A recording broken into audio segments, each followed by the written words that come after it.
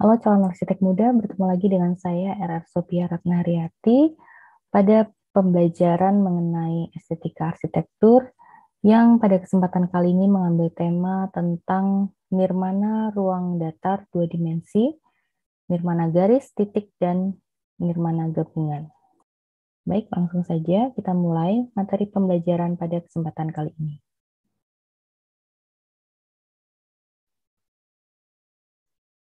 Sebelumnya kita mengetahui dahulu apa itu yang disebut dengan nirmana. Nirmana ini juga disebut ilmu tata rupa, di mana dibentuk dari dua kata, yaitu nir yang berarti tidak dan mana yang berarti makna. Jika digabungkan berarti tidak bermakna atau tidak mempunyai makna. Jika diartikan lebih mendalam, nirmana berarti lambang-lambang bentuk yang tidak bermakna. Dilihat sebagai kesatuan pola, warna, komposisi, irama, serta nada dalam desain. Bentuk yang dipelajari biasanya diawali dari bentuk dasar seperti kotak, segitiga, bulat, dan yang sebelumnya tidak bermakna akan diracik sedemikian rupa menjadi mempunyai makna tertentu. Definisi nirmana adalah pengorganisasian atau penyusunan elemen-elemen visual seperti titik, garis, warna, ruang, dan tekstur menjadi satu kesatuan yang harmonis. Sehingga nirmana juga dapat diartikan sebagai hasil angan-angan dalam bentuk dwimatra dan trimatra yang mempunyai nilai keindahan. Samping ini adalah salah satu contoh dari nirmana, di mana di dalamnya kita dapat melihat seperti ada sketsa wajah ya, yang digambar menggunakan efek 3D dari komposisi susunan garis. Sehingga dapat disimpulkan definisi dari nirmana kurang lebih berarti kosong alias tidak ada apa-apa, dapat pula berarti abstrak dan tidak bermakna, kemudian merupakan suatu bentuk perorganisasian atau penyusunan elemen-elemen visual seperti titik, garis, warna, ruang, dan tekstur menjadi satu kesatuan yang harmonis, juga merupakan suatu measuring atau extent ya, di mana di sana ada forming, making, creating, creation ya, kemudian building and composition. Sehingga dari beberapa definisi tersebut, nirmana dapat pula diartikan sebagai bahasa rupa yang digunakan sebagai dasar dari sebuah desain sehingga desain tersebut dapat memiliki makna. Kemudian apa yang akan diperoleh dengan kita mempelajari nirmana? Dengan mempelajari nirmana, seseorang diharapkan dapat mengasah keterampilan dan mempertajam kepekaan terhadap segala sesuatu yang berkaitan dengan hal menciptakan sebuah desain. Peran penting lainnya di dalam nirmana mensyaratkan tata susun dan tata kelola unsur desain dalam sebuah perencanaan komposisi yang serasi dan seimbang dalam setiap bagiannya. Ya, contoh nirmana dua dimensi. Jika kita berbicara tentang nirmana, berarti kita berbicara tentang bagaimana mengorganisasikan sesuatu untuk mencapai kualitas artistik pada sebuah karya seni atau desain yang dipadu-padankan dalam suatu harmoni, keselarasan, juga impresi pada sebuah bentuk. Nirmana sendiri memiliki dua jenis, yaitu nirmana dua dimensi yang disebut dengan nirmana ruang datar atau nirmana dwimatra, yang di situ artinya unsur dan asas desain pada sebuah karya seni hanya memiliki ruang dua dimensi. Sedangkan nirmana yang kedua adalah nirmana dalam bentuk tiga dimensi, yang sering disebut dengan nirmana ruang atau nirmana trimarta, yang mana sebuah unsur dan juga asas desain yang digunakan untuk sebuah karya memiliki ruang tiga dimensi. Nah, berikut ini adalah contoh nirmana dua dimensi ya, yang menggunakan model nirmana titik. Juga ada contoh model nirmana tiga dimensi yang menggunakan media karton ataupun kertas duplek. Proses pemahaman nilai arsitektural berbasis pada proses imajinasi dan abstraksi, di mana proses imajinasi dan abstraksi ini adalah merupakan siklus ya dari dua dimensi menuju tiga dimensi dan begitu seterusnya. Gambaran nilai ideal dari kondisi bidang, kemudian sifat tata bentuk dan ruang, tata hubungan bentuk ruang, citra keharmonisan, kesatuan dalam keragaman, diapresiasi secara faktual dalam proses simplifikasi tatanan dari citra keharmonisan kesatuan dalam keragaman pola bidang desain, rupa hubungan bentuk ruang dan sifat tata bentuk dan ruang. Sehingga komposisi dua dimensi atau dwimatra di sini memiliki visualisasi atau penerapan komposisi yang melalui media dengan memiliki panjang dan lebar, serta tidak mempunyai kedalaman. Sedangkan komposisi tiga dimensi atau trimatra lebih fleksibel karena memiliki panjang, lebar, dan kedalaman, serta banyak pandangan, tampak, dan arah yang harus dipertimbangkan secara simultan.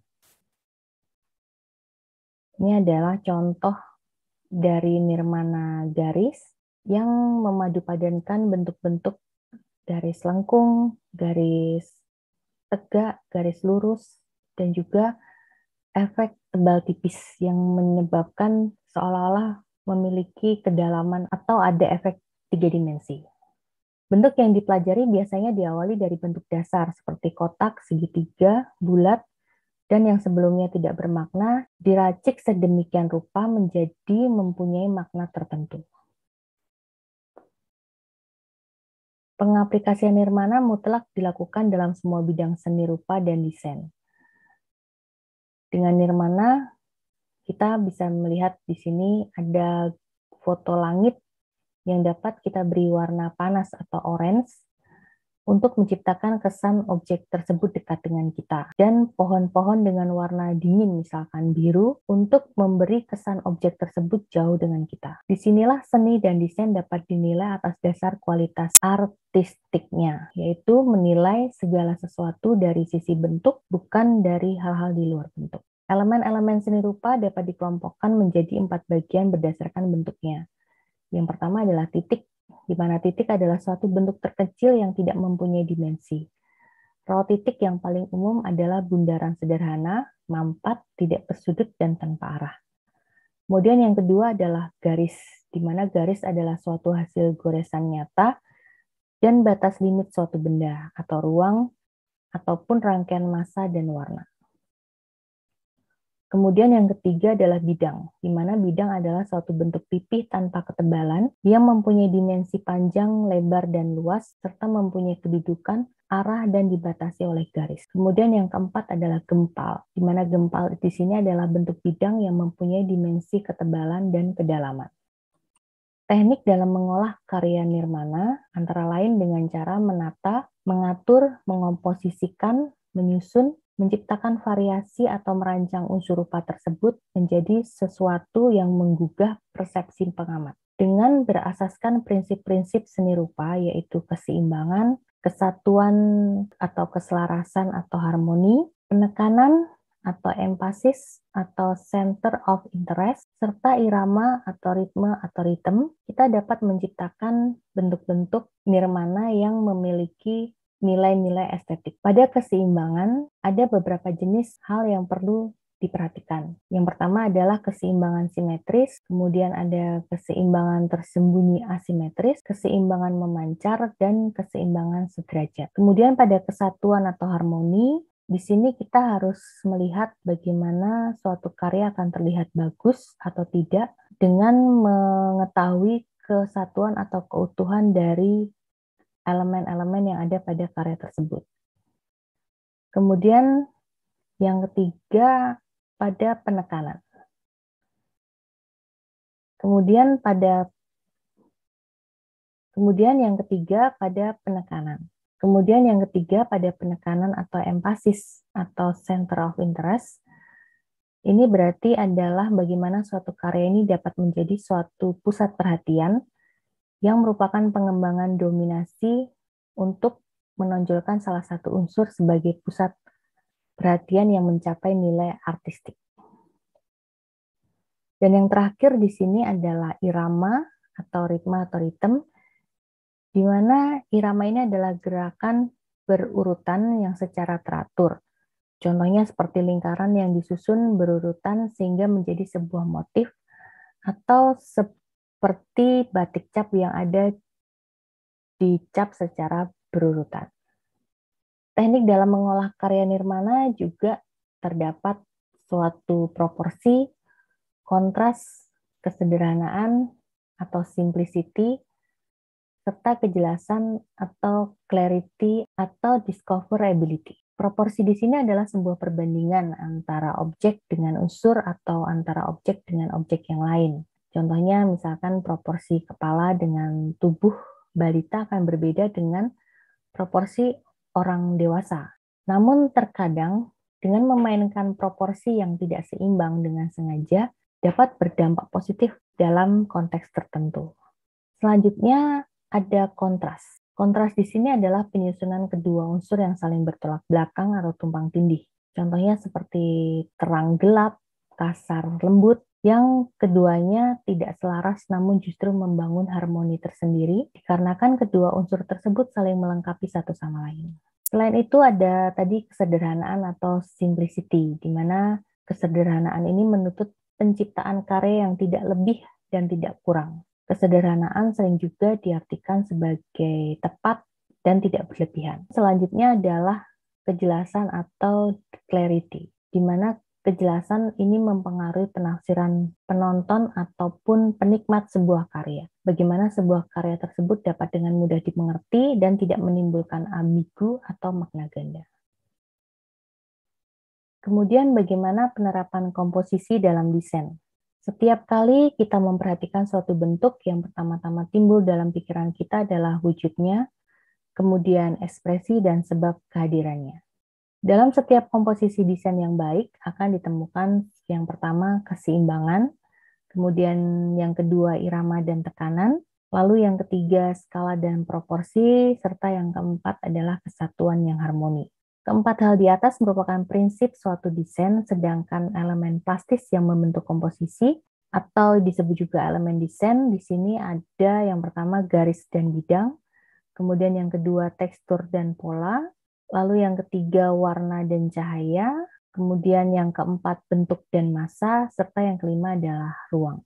Kemudian kita akan membahas tentang titik. Bagaimana kita membuat sebuah komposisi dari titik-titik. Sebelumnya kita perlu mengetahui lebih dahulu bahwa titik adalah sebuah noda yang muncul karena persentuhan sebuah media penghasil noda dengan bidang kerja tanpa menggerakkan media tersebut.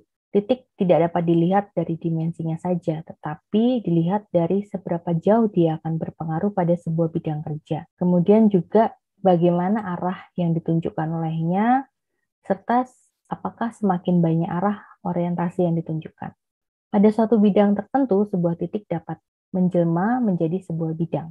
Hal tersebut akan sangat dipengaruhi oleh dimensi titik tersebut. Di sini kita bisa melihat contoh dari nirmana titik yang menggunakan penerapan komposisi dari bentuk dan ukuran titik-titik tersebut, sehingga bisa menampilkan kesan atau efek seolah-olah ini adalah titik-titik pada bidang yang mengembung atau bidang cembung. Sementara pada contoh yang lain, kita justru melihat bagaimana titik-titik tersebut dapat juga terasa seperti merupakan bidang cekung. Ya, ada sebuah pertemuan dari titik-titik tersebut yang menyebabkan efek seolah-olah terdapat cekungan pada gambar dua dimensi ini. Sehingga dapat disimpulkan bahwa titik-titik merupakan elemen visual yang paling sederhana dan paling mudah dibuat, serta merupakan dasar dari berbagai elemen visual yang lain. Elemen visual yang dihasilkan dari bekas alat gambar dan bidang gambar tanpa arah dengan tanpa menggesernya sedikit pun menjadi sebuah titik-titik yang ternyata dapat disusun menjadi sebuah bentuk yang estetis. Di sini kita bisa melihat ya ada contoh lain dari nirmana titik, di mana di situ juga nampak seolah-olah terdapat sebuah lekukan atau cekungan dari komposisi titik-titik yang disusun berdasarkan ukurannya. Yang perlu diperhatikan dalam membuat tatanan titik antara lain membuat tatanan titik bukan menggambar dengan titik. Kemudian selanjutnya membuat titik dengan benar serta menentukan kerapatan titik dan dimensi titik. Selanjutnya kita akan mempelajari tentang garis.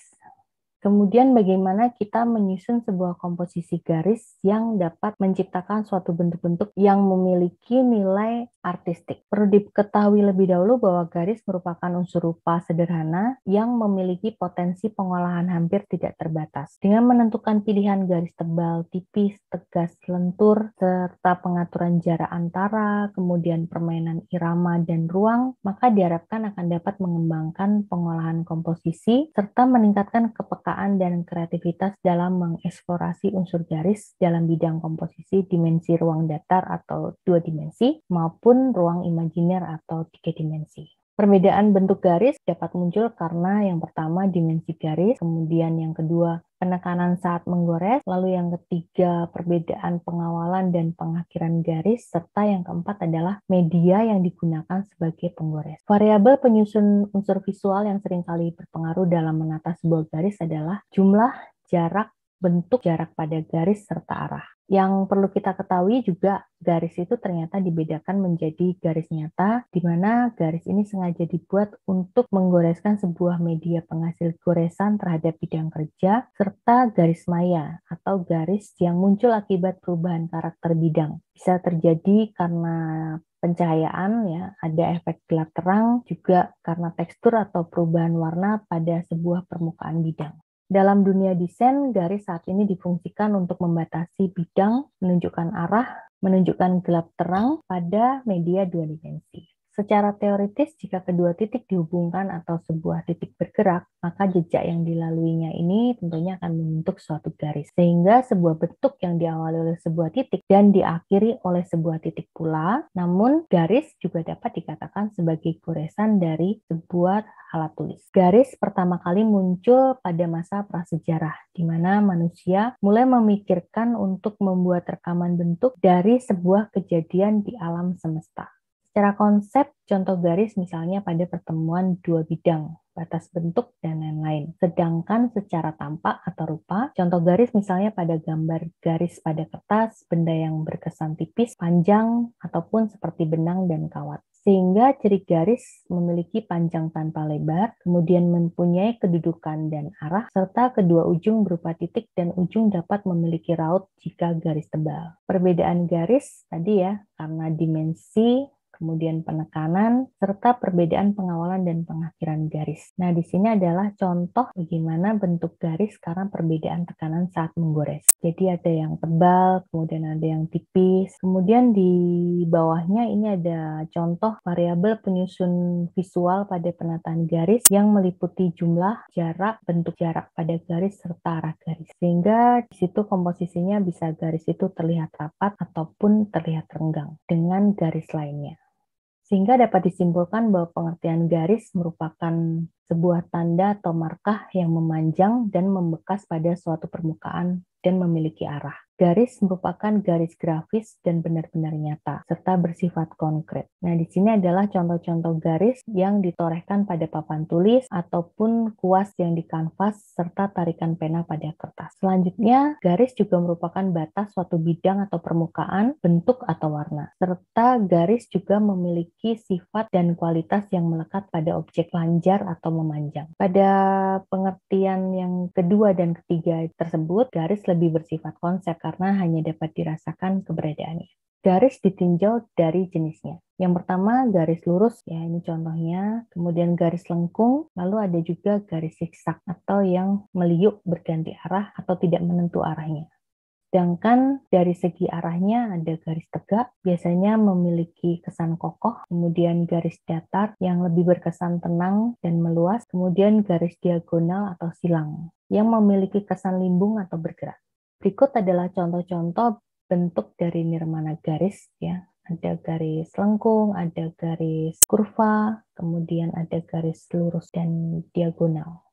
Kemudian ini juga contoh yang lain dari nirmana garis, terdapat pengulangan bentuk garis, dan ini adalah nirmana gabungan dari garis dan titik.